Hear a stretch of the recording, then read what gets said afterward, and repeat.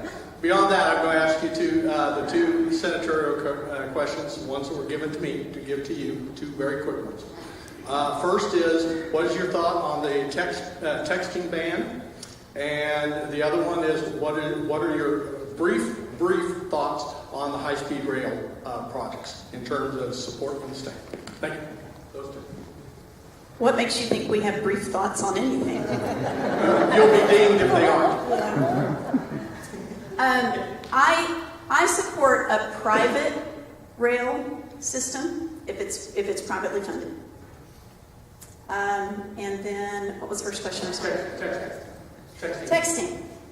You know, why don't we have a law on no eating hamburgers? You know what? It's not safe to put mascara on while you're driving either. There are a lot of things that's not safe to do while you're driving. We have records that indicate that, you know, they can tell when people have been texting and there have been accidents. So, you know, I understand the intent behind wanting to do that. I find it something very difficult to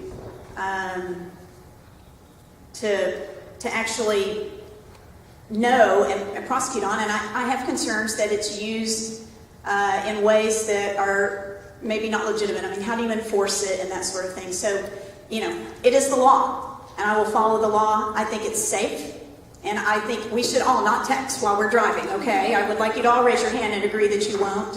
As far as, you know, making it a law, you know, where's the hamburger law and the mascara law, too? So, I mean, I think it's a step too far in government regulation. Right. Well, with regards to texting, it is an unenforceable law. I know that Representative Leach put several amendments on that bill.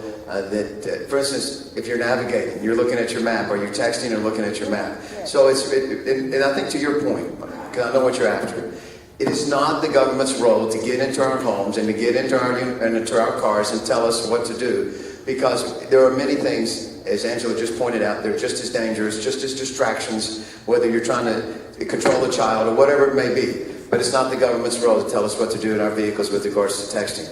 And your other question was?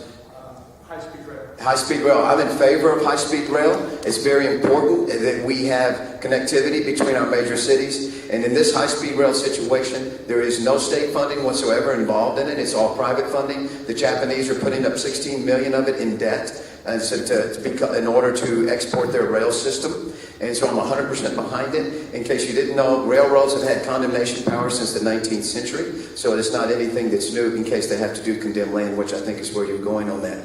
But it is, I'm 100% for high-speed rail.